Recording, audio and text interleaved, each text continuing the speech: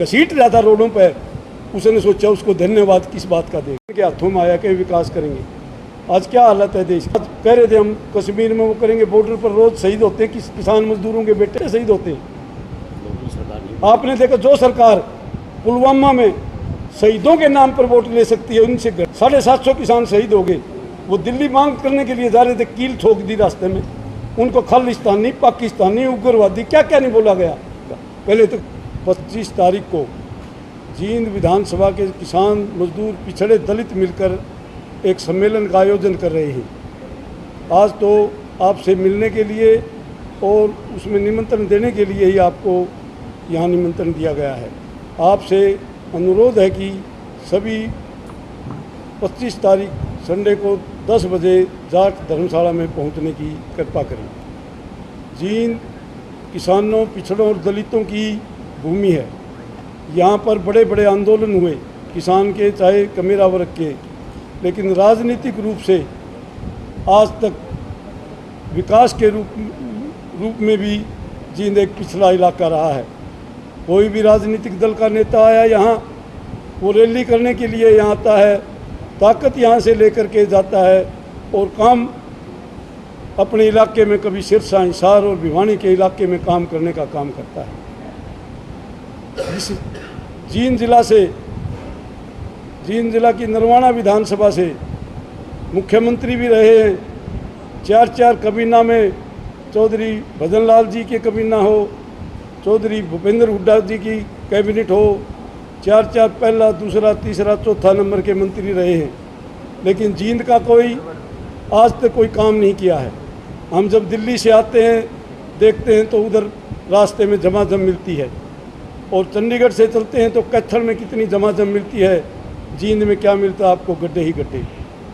देखिए, जिला जींद हरियाणा का केंद्र है। राजनीतिक रूप से ताकत यहाँ से मिलती है इन लोगों को।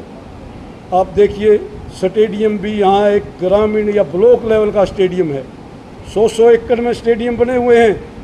आप दूसरे ज़िलों में जाइए, ये बीच में पड़ता है। कोई खेल का आयोजन हो, पूरे प्रदेश के खिलाड़ी, अगर यहाँ कोई आयोजन रखा जाए, अगर खिलाड़ियों के लिए सुविधा हो, पूरे प्रदेश के खिलाड़ियों का उसका फ़ायदा होगा।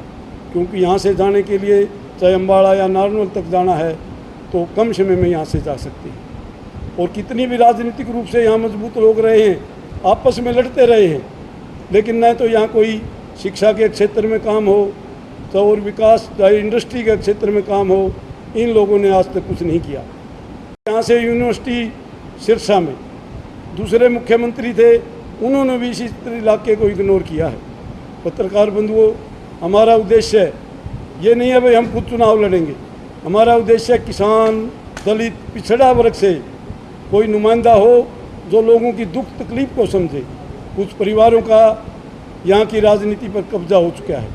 परिवार, राजनीतिक दल उन्हीं लोगों को पहले उस पार्टी में, कभी उस पार्टी में, उन्हीं लोगों को मौका देते हैं। और इनके पूर्वज, इनके अपने बड़ों ने ही कुछ नहीं किया। इनका तो कोई योगदान ही नहीं लगता मुझे समाज, किसान, मजदूर के लिए कुछ किया हो। विधायक जी ने जोड़ा है। ये केंद्र सरकार की, पहली सरकार की प्लान थी। ये रोड यहाँ से जम्मू कटरा जाता है, तो रास्ते में जींद आ गया तो इसने जोड़ दिया। ये तो प्लान, सरकारों की प्लान है। यहाँ के लिए क्या किया? यहाँ के गड्ढे नहीं दिखे आपने, खुदा पड़ा रहा है आपने। पूरा का पूरा शहर इन्होंने नरक बना दिया।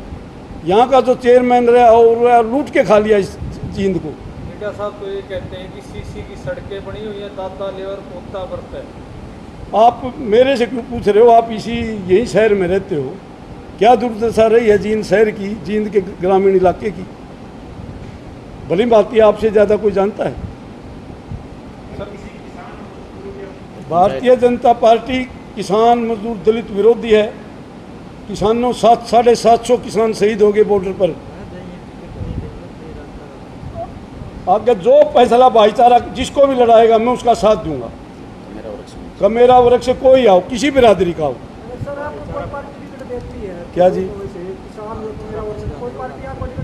ये भाईचारा फैसला लेगा, वो पार्टी वाला भी फैसला भाईचारा लेगा। किसी के बारे में फैसला ले, हम सब उनके साथ रहेंगे, भाईचारे के साथ। हमारा उद्देश्य तो जो दलित पिछड़ा किसान है उनकी इतनी उपेक्षा हो रही है, उसकी आवाज़ उठाने के लिए हमारा मकसद है। हमारा कोई और दूसरा मकसद नहीं है इसके पीछे। तथा ये मेरी बेटी है।